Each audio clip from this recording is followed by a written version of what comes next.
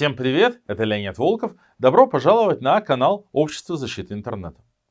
Два стула Павла Дурова. Если честно, вот примерно так мы хотели назвать это видео. Это выражение придумали не мы, но оно очень точно отражает ту ситуацию, в которой сейчас оказался основатель одного из самых популярных и, как считается, одного из самых безопасных мессенджеров – Телеграма. И из этих двух стульев Павлу Дурову, видимо, придется выбирать. Выбирать не просто, выбирать меньше из зол, менее худший вариант. Что произошло? О чем мы сейчас хотим с вами поговорить? На что ссылаемся? Как минимум, произошло несколько очень важных событий, которые, очевидно, изменят то, как Telegram взаимодействует с властями и со своими пользователями навсегда. Но давайте разбираться во всем по порядку. Я думаю, что не надо пояснять, что для российских пользователей Telegram это важнейшая часть их коммуникационной инфраструктуры. А для российских властей Telegram это большая и вечная заноза в известном месте. Не буду на себя показывать, потому что он фактически остался единственным массовым неподцензурным коммуникационным пространством. Сайты почти всех независимых СМИ заблокированы. Неугодные ресурсы тоже. После долгих колебаний российские власти решились и на блокировку YouTube. Вы открываете Telegram, и у вас, в общем-то, есть все. Можете читать там все что угодно, хоть российские СМИ, хоть украинские, хоть анонимные телеграм-каналы, про военную аналитику, антивоенную аналитику. Можете переписываться с кем угодно и даже донатить кому угодно. Такая вольница по всем законам жанра в России 2025 года никак не может продолжаться долго. И не будет продолжаться долго. Главная, наверное, идея моего этого видео вам сказать: ребят, мы все привыкли к Телеграму как к коммуникационной платформе. Но так как есть, оно не будет долго продолжаться. Уже примерно в феврале до нас стали доходить слухи, а потом и проверенная информация, что идет полным ходом подготовка к блокировке Телеграма в России. Да, сначала это были слухи, но очень тревожные. Например, сотрудники операторов связи стали все чаще и чаще рассказывать, что видели или получали разнарядки, в которых им, например, предлагают проверить работоспособность техподдержки и сетей в случае такой блокировки. Мы тут не будем называть конкретных имен, но поверьте, что это все стало активно обсуждаться. Мы на плотной связи со многими игроками телекоммуникационного рынка в России получаем такую информацию достаточно оперативно. Кроме того, может быть, вы удивитесь, но вообще-то Telegram в России уже совсем недавно блокировали. И я не говорю сейчас про события 2018 года, когда Telegram блокировали, не смогли и потом отменили эту блокировку. Это было совсем несколько месяцев назад. Просто этого не заметили жители Москвы, Петербурга и других российских городов-миллионников. Потому что в тестовом режиме блокировка, как технологическая возможность, проверялась совсем в другом регионе. Угадаете, где и когда? Даю подсказку. Там уже был и полный интернет-шатдаун, как раз во время протестов. Такое совпадение. Знаете, во всем мире почему-то так случается, что когда люди выходят на улицу и протестуют, то власти отключают интернет, а потом говорят, что он сам сломался. Наверное, плохие погодные условия. Речь идет о Дагестане, конечно же. Жители Дагестана начали жаловаться на работу Телеграма с середины февраля. И никаких разумных объяснений этому не было, пока в начале марта не вышел на публику министр цифрового развития Дагестана Юрий Гамзатов и просто на голубом глазу честно признал блокировку Телеграма на региональном уровне.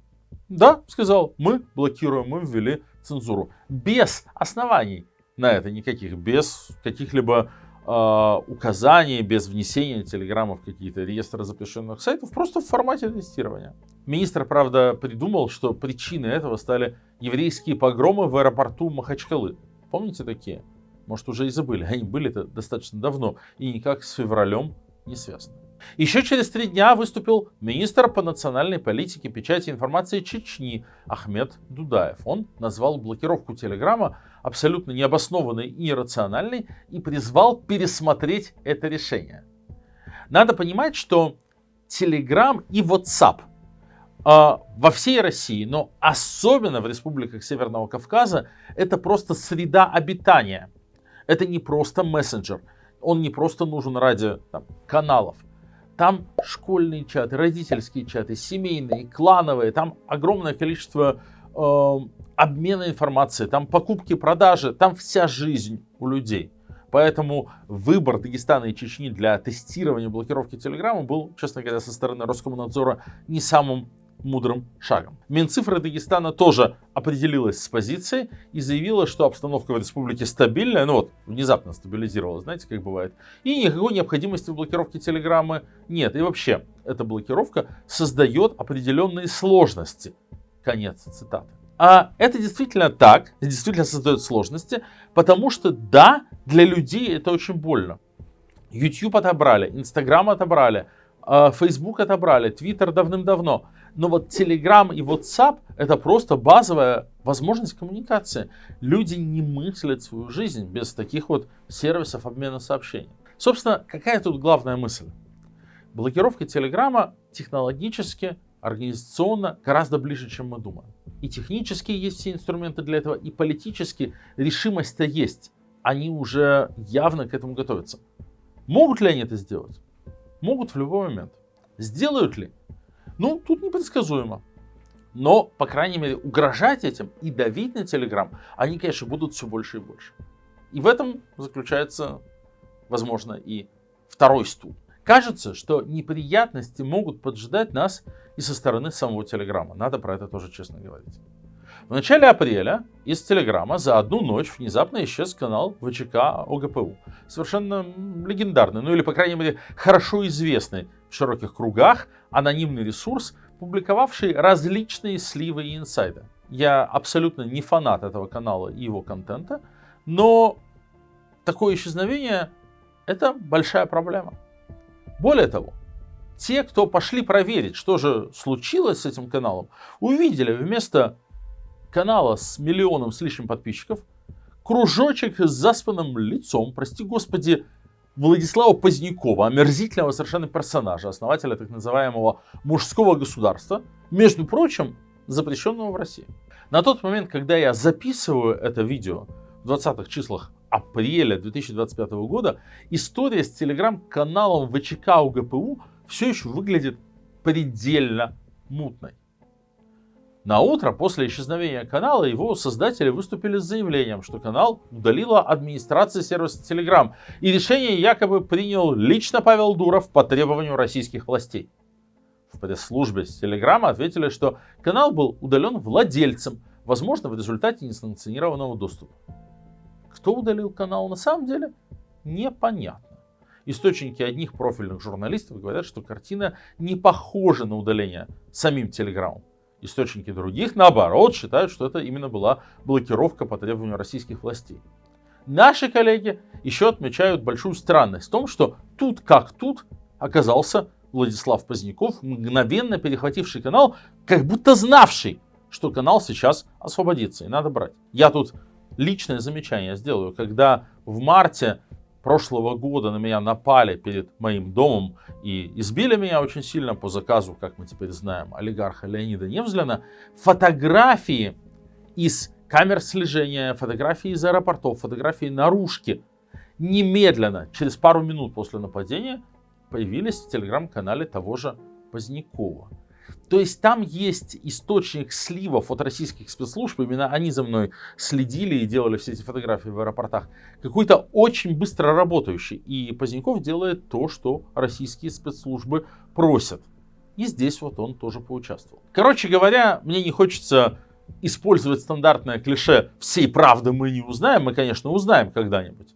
Но основания подозревать Telegram в не очень хорошей игре есть. К тому же, после ареста Павла Дурова во Франции, Telegram как сервис, судя по отчетам, стал гораздо охотнее взаимодействовать с властями европейских и других стран. Про Россию мы по-прежнему ничего не знаем наверняка. По ней отчета пока еще нет. Что выберет Павел Дуров? Оставить Telegram полностью свободным от цензуры в условиях нарастающего давления российских властей? Или начать сотрудничать, по крайней мере, в каком-то ручном режиме, может быть, по каким-то некоторым отдельным запросам? Неизвестно. Достоверных данных у нас нет. Мотивы Дурова никому до конца непонятны. Хотя Telegram в России это огромный и важный кусок рынка, и который приносит довольно существенный доход. Поэтому в сухом остатке нам остается, конечно, рассчитывать только на себя самих. Быть готовыми и к худшему варианту развития событий. Объективно оценивая ситуацию. Ну а что мы можем? Конечно, можем мы помочь себе сами. Для пользователей из России, во-первых, конечно же, решением является VPN. Да, мы говорили про это 100 раз, но никогда не будет лишним сказать об этом еще раз и еще. Кроме того, что мы снова настоятельно советуем вам завести VPN, если вы в России, вы, наверное, это уже сделали, вы смотрите это видео на заблокированном YouTube. Есть и еще одна важная задача.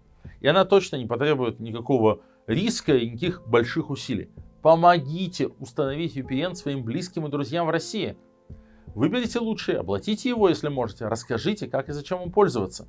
И это будет очень важная помощь. Это то, в чем могут, и я бы сказал, обязаны поучаствовать россияне, живущие за рубежом. У вас у всех есть друзья, родственники, знакомые в России, которым очень нужен неподцензурный доступ к информации, в том числе неподцензурный доступ к Телеграму, чтобы оставаться на связи с вами. И для этого им надо помочь с VPN. И вы можете это сделать.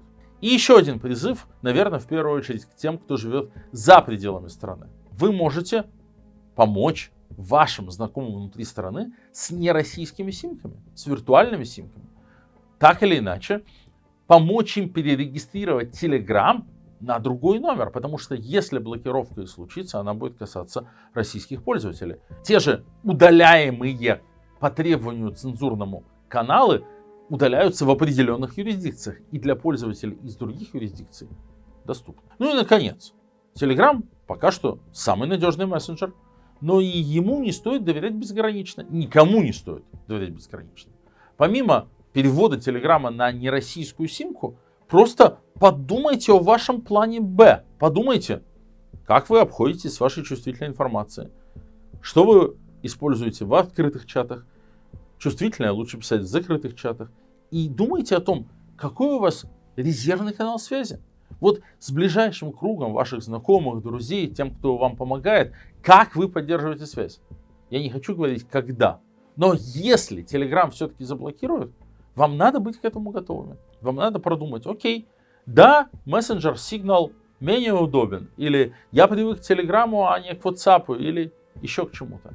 Но важнее в современном мире оставаться на связи, иметь доступ к информации, иметь возможность взаимодействовать. Поэтому пусть вы не пользуетесь альтернативными каналами связи, но установите их, научитесь ими пользоваться, имейте там, по крайней мере, контакты каких-то важнейших для вас людей, чтобы в ситуации, когда все будет развиваться по самому плохому сценарию, если Telegram окажется заблокированным, вам не остаться в информационной изоляции. Ну и будем, конечно, все вместе надеяться и просить Дурова не идти на компромиссы с российскими властями, не становиться еще одним инструментом их цензуры. Нам нужен свободный Telegram, в котором может свободно распространяться любая информация. Это сейчас крайне важно для тех людей, которые живут в России и которым нужен доступ к информации, не подверженной цензуре и пропаганде. Оставайтесь на связи. В YouTube-канале Общество защиты интернета у нас и дальше будут появляться объясняющие и обучающие видео о том, как бороться с цензурой и как пользоваться разными новейшими инструментами для обхода блокировок. Мы собираем для вас разные инструкции по этому поводу, мы поддерживаем самые разные инструменты сами. Быть на связи — базовая потребность человека в 21 веке. Оставайтесь на связи с нами и вы. Ну и не забудьте поставить лайк этому видео и поделиться им. Спасибо и пока.